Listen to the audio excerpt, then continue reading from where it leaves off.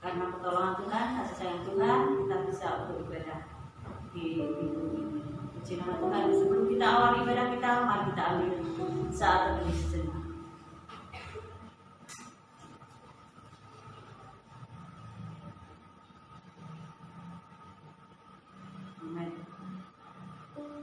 Kita akan awal ibadah kita akan memuji nama Tuhan dengan pujian yang mengatakan, Ku tetap cinta.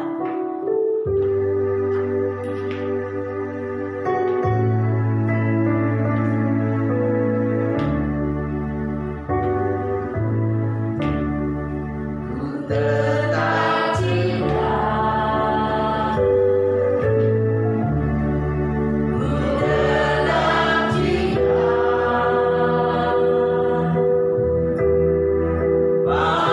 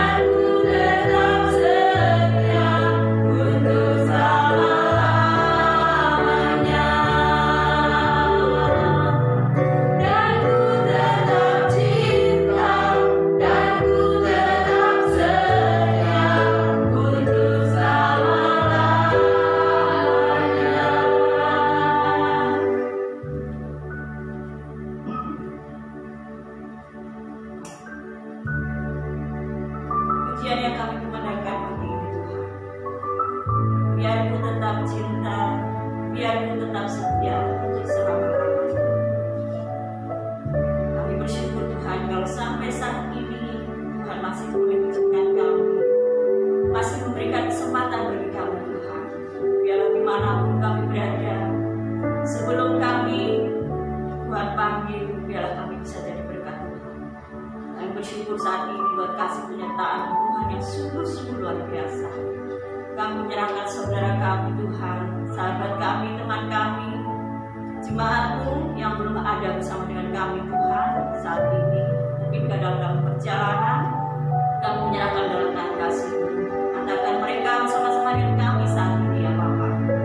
Kami bersyukur saat ini Tuhan. Kami menyerahkan ibadah kami dari awal hingga selesai hanya di dalam nama Tuhan kami Yesus Kristus, Allah kami yang hidup. Terima kasih Tuhan, kami sudah berdoa. Haleluya, amin. Silakan duduk kembali, puji nama Tuhan. Kita akan memuji nama Tuhan yang pujian yang mengatakan sekalipun pohon ara tidak berbuah. Saya meminta dengan penuh kasih, Bapak Cito nanti pimpin doa syukur kita. Haleluya.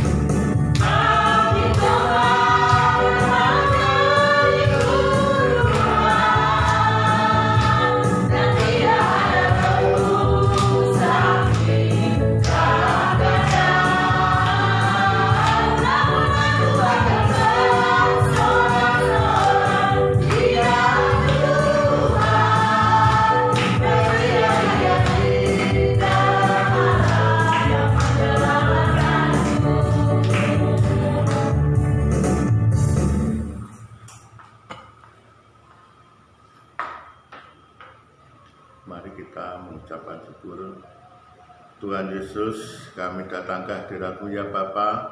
Kami mengucapkan syukur ya Tuhan, seperti puji-pujian yang sudah kami nyanyikan tadi ini ya Bapa, boleh menjadikan kekuatan di dalam kehidupan kami ini ya Bapa. Walaupun ada guncangan, ada rintangan, tetapi kami tidak goyah sama sekali ya Bapa. Kami tetap memandang Engkau karena Engkau juru selamat kami ini ya Bapa. Terima kasih ya Tuhan Yesus. Tuhan, kami percaya bahwa Engkau selalu melindungi umat-Mu yang ada di tempat ini atau yang lain ya Bapa. Kami serahkan itu malah saudara-saudara kami seiman ya Bapa. Terima kasih ya Tuhan Yesus, dan kami juga menyerahkan kehidupan keluarga kami ini ya Bapa. Biar Tuhan Yesus terus selalu memimpin di dalam kehidupan kami ini ya Bapa.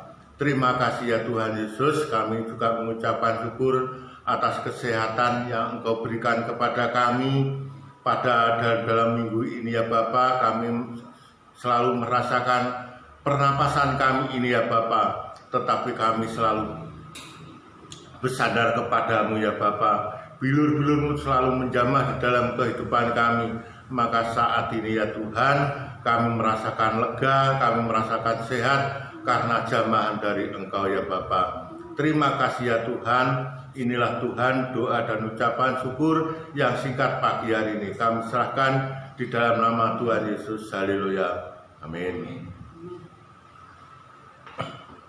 Di nama Tuhan, kita pagi ini kita akan mempersiapkan hati dan pikiran kita untuk mendengarkan sebagian kebenaran dari firman Tuhan.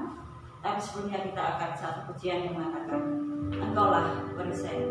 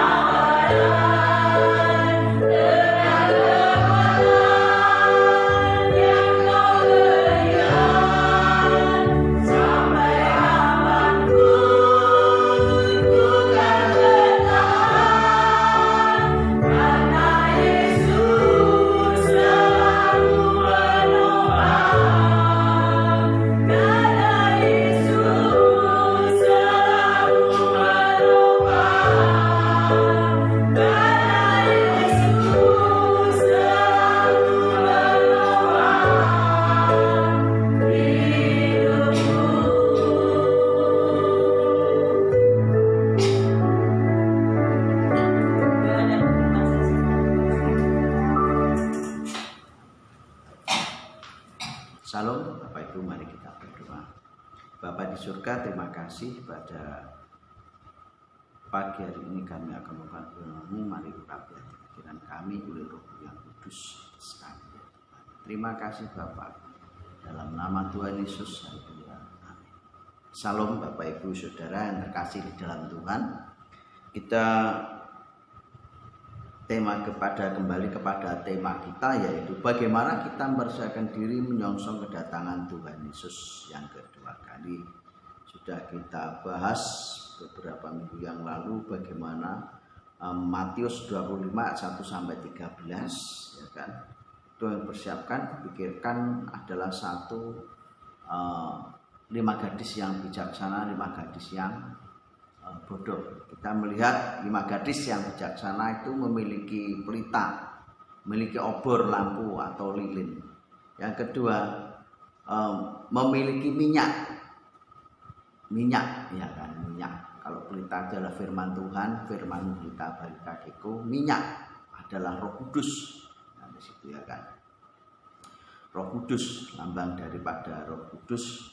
Makanya kita melihat bahwa minyak adalah lambang dari Roh Kudus. Minyak sering dan selalu dipakai untuk mengurapi raja-raja pada masanya. Pada masa yang lalu, dulu pada saat di Alkitab kita melihat pada masa Raja Daud, ya kan, Saul, Daud, Salomo, itu raja selalu diurapi dengan minyak sebelum dia naik tahta. Karena itu apa? Atas perintah daripada Tuhan, sebagai tanda bahwa dia diurapi oleh Roh Kudus. Raja pada masanya untuk penyembuhan, ini adalah untuk penyembuhan. Ada 2, yaitu yang bersifat saklek, di mana segala sesuatu harus minyak dari Timur Tengah. Ini yang ada begitu. Tapi ada yang juga berpikir kepada makna. Asalkan minyak, ya, yang penting didoakan dalam nama Tuhan Yesus, kan. Minyak apapun bisa untuk menyembuhkan ataupun untuk mengurapi seseorang. Tetapi tidak mungkin minyak kelapa atau minyak goreng untuk mengurapi seseorang, tidak mungkin. Tapi untuk mengoleskan seseorang jika orang itu sakit, itu mungkin, ya kan, di situ. Jadi bagaimana ciri dari orang yang dipimpin Roh Kudus?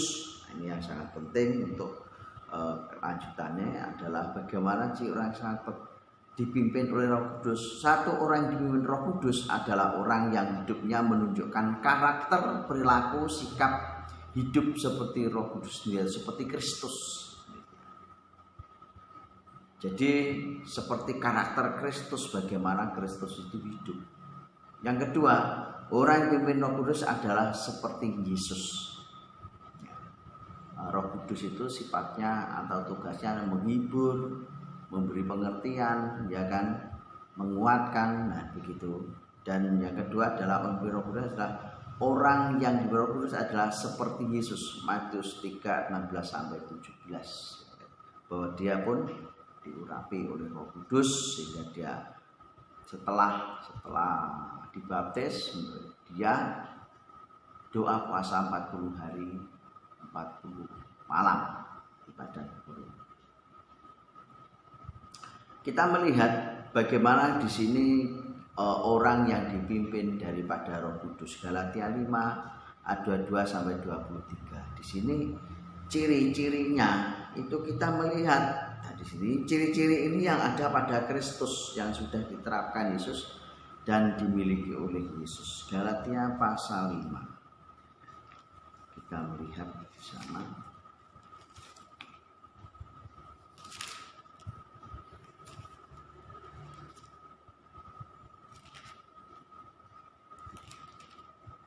Galatia pasal 5 ayat 22 sampai 23.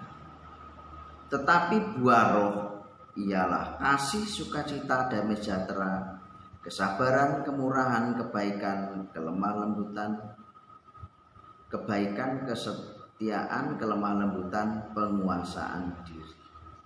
Nah, dijelaskan penguasaan diri. Ada 9, jadi tidak banyak. Tapi kalau sesuatu yang di luar pimpinan Roh Kudus itu banyak aktivitasnya, tetapi tidak membawa kita ke kerajaan Allah.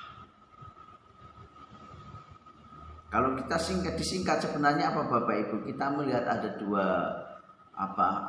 hukum. Itu kasihlah Tuhan alam dengan segenap hatimu, jiwamu, pikiranmu, kekuatanmu, dan kasihlah sesama manusia seperti dirimu sendiri. Sebenarnya mengalurnya ke sana. Hanya ini sebenarnya penjabaran daripada bagaimana mengasihi sesama itu, bagaimana mengasihi Tuhan itu. Nah, di sini kita bisa dengan melalui Galatia 5 ayat 22-23. Di sini kita bisa membedakan orang yang taat pada Roh Kudus dan orang yang tidak taat pada Roh Kudus. Bagaimana orang itu sebenarnya taat pada Roh Kudus apa tidak? Itu kita melihat di sini. Memiliki kasih. Ayat ini mengajak kita yang kedua adalah belajar tentang pimpinan Roh Kudus. Bagaimana Roh Kudus memimpin kita. Nah, ini Bapak Ibu yang kasih oleh Tuhan ya kan. Kita harus bisa membedakan bagaimana orang yang di dalam Tuhan sungguh-sungguh dipimpin Roh Kudus sungguh-sungguh sama tidak, ya kan? Yang kedua adalah mengajak kita belajar tentang bagaimana Roh Kudus itu memimpin kita dan kehendaknya pada kita, sehingga kita tahu bagaimana kehendaknya pada kita. Ketiga, melalui ayat ini kita bisa mengoreksi diri kita sejauh mana kita taat pada pimpinan Roh Kudus. Nah, di situ. Jadi sejauh mana peranan Roh Kudus itu dalam hidup kita. Kadang-kala kita orang Kristen, ya kan, tapi kita tidak bisa menunjukkan jati diri sebagai orang Kristen yang sebenarnya di lingkungan kita, di masyarakat kita, bahkan di komunitas dimanapun kita berada. Ada istilah bahwa berselimutkan kekudusan, ya kan? Artinya apa di situ? Sama dengan serigala berbulu domba. Nah, di situ. Jadi tidak berperilaku seperti bagaimana Roh Kudus, bagaimana Yesus. Kenapa? Karena mungkin faktor emosi, faktor ketidaksadaran, atau faktor memang kualitas rendah.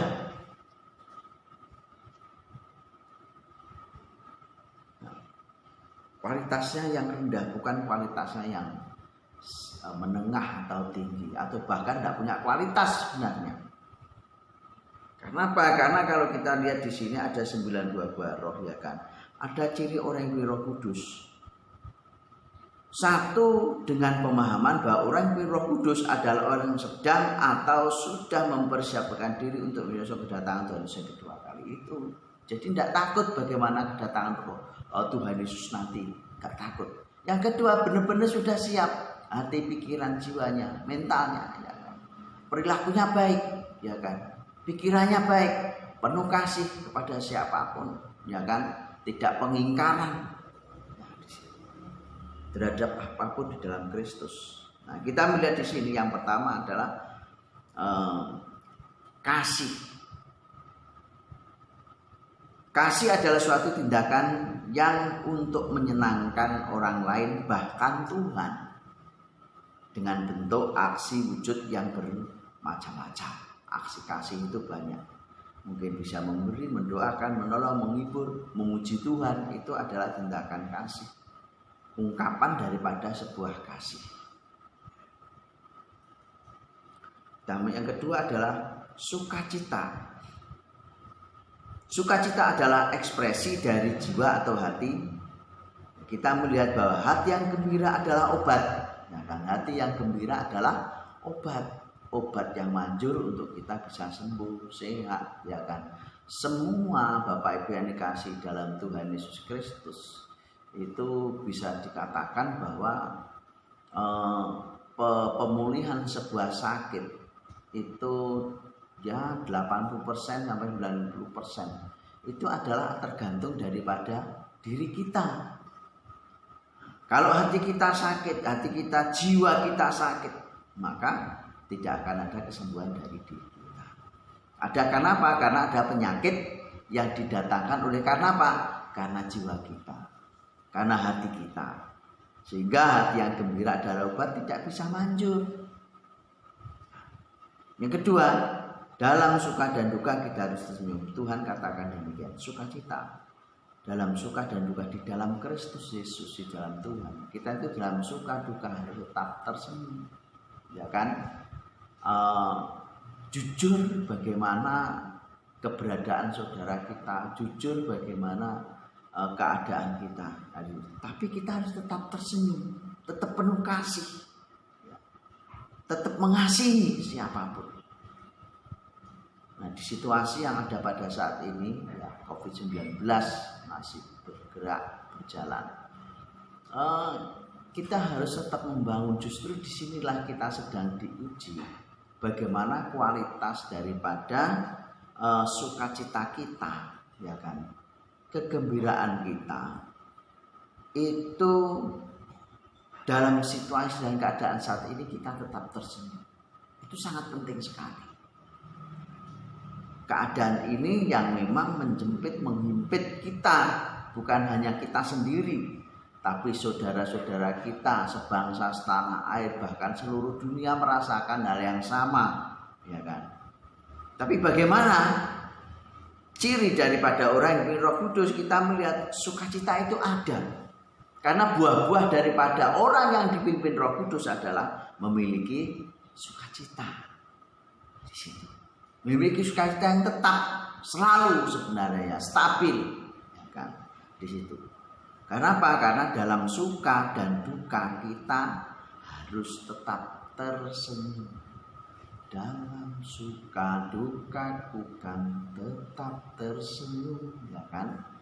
Diolok dihinaku kan tetap tersenyum, karena ku tahu Tuhan Yesus sertaku.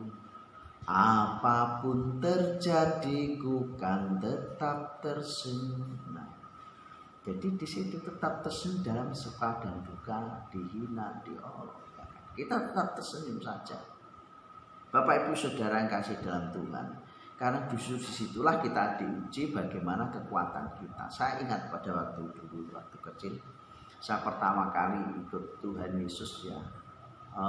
Itu kalau tidak salah saya sudah kelas 2 SD, ya kan? Waktu itu saya sudah tinggal di lingkungan saya. Langsung ada saudara saya ngomong begini di depan umum, di depan anak-anak yang lain, ini loh anaknya Pendito Durno. Bapak Ibu tahu kan artinya? Kenapa? Karena saya ikut Tuhan Yesus. Orang yang ikut Tuhan Yesus itu adalah yang mimpin saya itu adalah pendeta. Nah, Pendeta Durno lah yang dikatakan kepada saya, Bapak Ibu. Nah, tetapi selang beberapa tahun kemudian, ya kan, itu saudaranya itu, kakaknya dia itu adalah Kristen, yang angkatan laut itu Kristen, sekeluarga. Anak-anaknya ikut ke gereja. Nah, mulai saat itu dia diam. Nah, didukung lagi beberapa tahun. Pada waktu itu saya sudah SLTA, ya, kelas 1 atau kelas 2 saya pulang. Pada saat itu adiknya Mbah Buyut saya itu meninggal. Nah, pada saat itulah datang saudara yang dari Banyuwangi, seorang pendeta datang. Saya menemui beliaunya, minta tolong untuk pemakaman. Baru mereka tutup mulut semuanya. Nah, Bapak Ibu Saudara yang kasih dalam Tuhan Yesus, bahkan sempat anak-anaknya adalah ikut ke gereja juga. Di situ. Bapak Ibu Saudara yang kasih dalam Tuhan, jadi tantangan kita itu jangan kita pikir itu akan kalau kita berpikir positif akan bahwa kita lebih baik kita mundur. Jangan. Justru disitulah kita ditantang sejauh mana kita tetap setia tekun kepada Tuhan, Bapak Ibu, dalam suka dan duka. Bapak Ibu yang dikasih di dalam Tuhan Yesus, saya selama saya sekolah mulai dari SD, ya, saya adalah anak yang salah satu murid yang tidak pernah ikut yang namanya kegiatan sekolah di hari Minggu. Apapun itu kegiatannya, Bahkan pada saat latihan kur ya paduan suara untuk lomba, saya pun tidak ikut karena hari Minggu. Maaf Bu, kalau hari Minggu saya izin, saya tidak bisa, saya harus ke gereja, bilang gitu. Jadi saya tidak paham. Bapak Ibu yang dikasihi dalam Tuhan Yesus Kristus, disinilah kita ada tantangan di kita masing-masing. Di saat tantangan itu mampu kita lampaui, mampu kita lalui, disitulah kita akan menemukan. Sebenarnya batu itu hanya dapat dikatakan nyata memang, tetapi mampu kok kita lewati. Bapak Ibu yang dikasihi dalam Tuhan Yesus Kristus. Jadi disitulah pentingnya kita tetap dalam suka dan duka kita tetap siap sanggup. Karena itu apa? Buah daripada bahwa diri kita dipimpin oleh Roh Kudus. Dihina, diolok, kita tetap tersenyum, tetap penuh kasih. Mampu menahan diri dari emosi. Sukacita membuat hidup sehat, panjang umur, ya kan? Sukacita itu membuat hidup kita menjadi sehat dan panjang umur. Jadi tadi pernah saya sampaikan, 80-90% penyakit itu sebenarnya ditimbulkan dari hati kita. Yang bisa disembuhkan oleh apa? Oleh hati kita. Di situ. Ya yang 20-10% itu bagaimana Pak? Itu seperti penyakit apa itu ya? Kalau tensi darah tinggi, kolesterol itu masih bisa disembuhkan selama hati kita mau. Ya kan? Banyak orang yang stroke biasa, stroke dari kolesterol itu bisa disembuhkan. Kalau Bapak Ibu kalau ada orang sakit stroke, datangi, doakan, dipijeti. Saya yakin sembuh doakan dalam nama Tuhan. Sembuh gak lama. Kita pernah mengalami kan? Kita pernah melakukan. Itu tanda bahwa Roh Kudus Tuhan menyertai kita. Kita dipakai oleh Tuhan. Dan kembangkan itu, lakukan untuk Bapak Ibu Saudara masing-masing, dimanapun Bapak Ibu berada. Ya kan? Tapi kalau yang namanya rematik itu berbeda lagi. Karena rematik itu dasarnya adalah yang mengakibatkan saraf-saraf itu mati. Karena apa? Karena perilaku orang tersebut yang salah. Contoh, ya kan? Contoh adalah orang yang rematik itu disebabkan karena dia salah pada saat mandi, kebanyakan di situ. Cuci tangan, cuci kaki itu salah. Contoh ada jemaat kita dulu waktu Pak Mugido, ya kan, itu Pak Mugido sakitnya rematik. Kenapa? Karena di saat laut kerja siang itu mandi, sore laut mandi. Jadi masih kondisi keringetan, kondisi tubuh panas itu mandi. Dalam jangka waktu yang relatif antara 5-10 tahun langsung stop. Nah, Bapak Ibu Saudara yang kasih dalam Tuhan, itu yang sulit, mungkin tidak bisa disembuhkan. Tetapi Bapak Ibu yang dikasih oleh Tuhan Yesus, ada hal yang lain yang memang sakit disebabkan oleh apa? Perilaku kita yang mungkin hati kita, jiwa kita yang salah. Sehingga bagaimana sukacita itu memang membuat hidup kita sehat, panjang umur. Tergantung daripada kita. Gambaran sukacita adalah gambaran Kristus yang tetap tersenyum, kasih agape. Nah, ada gereja makanya tidak ditulisi kasih, umpamanya GKIN agape, gereja agape, ya kan, tidak ada gereja agape eros, filio, ya tidak ada. Yang ada adalah gereja kasih agape. Bukan hanya gereja kasih, kasihnya kasih apa? Kasih agape.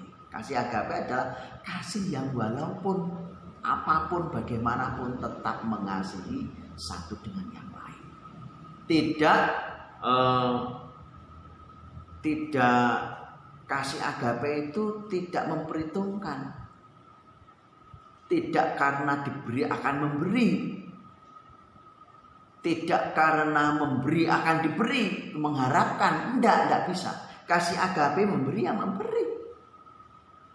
Kalau engkau memberi tangan kananmu, sembunyikan tangan kirimu, ya kan? Artinya apa? Jangan mengharapkan balasan. Jangan mengharapkan pemberian kembali.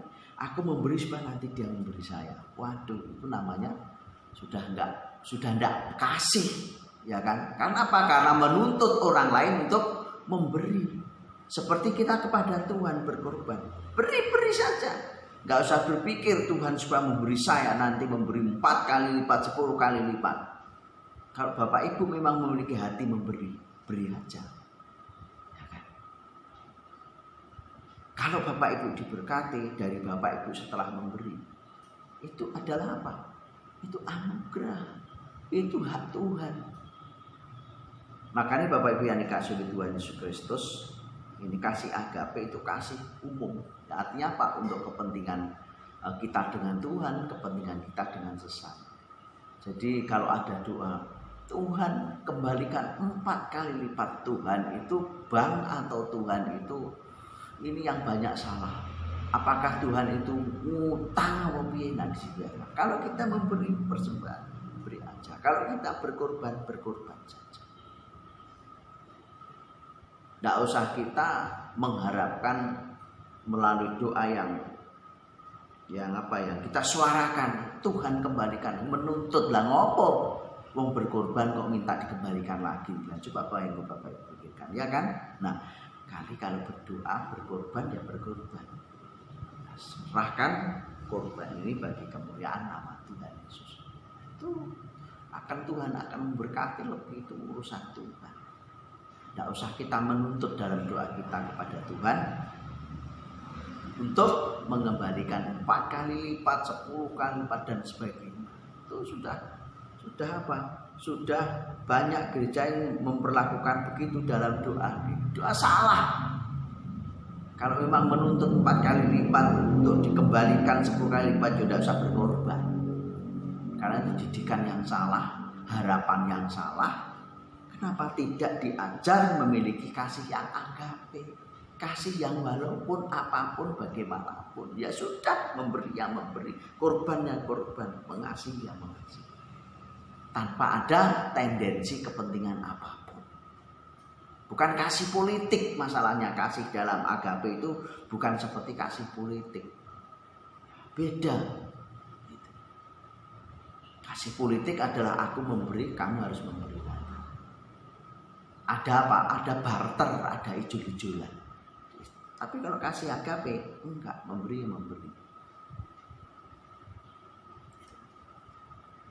Bapak Ibu Saudara yang terkasih di dalam Tuhan Yesus, ini pada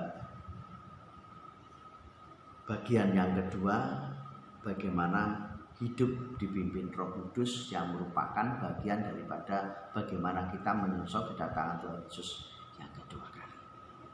Amin. Mari kita berdoa. Bapa di surga, terima kasih firman-Mu pada siang hari ini meteraikan dalam hati pikiran kami. Tuhan campur tangan akan kami ya Tuhan Yesus, sehingga kebenaran firman-Mu bukan hanya Tuhan meteraikan, tetapi kami mampu memiliki, menerapkannya, mengaplikasikannya di dalam kehidupan kami dan lingkungan kami. Sehingga kami ya Tuhan Yesus tahu sejauh mana kami dipimpin Roh Kudus, sejauh mana kami adalah ketaatan kami kepada Engkau ya Tuhan Yesus. Terima kasih ya Tuhan, terima kasih dalam nama Tuhan Yesus. Terpujilah nama-Mu yang melalui firman ini bahwa Tuhan masih mengasihi kami dalam setiap hari yang kami lalui. Terima kasih Tuhan.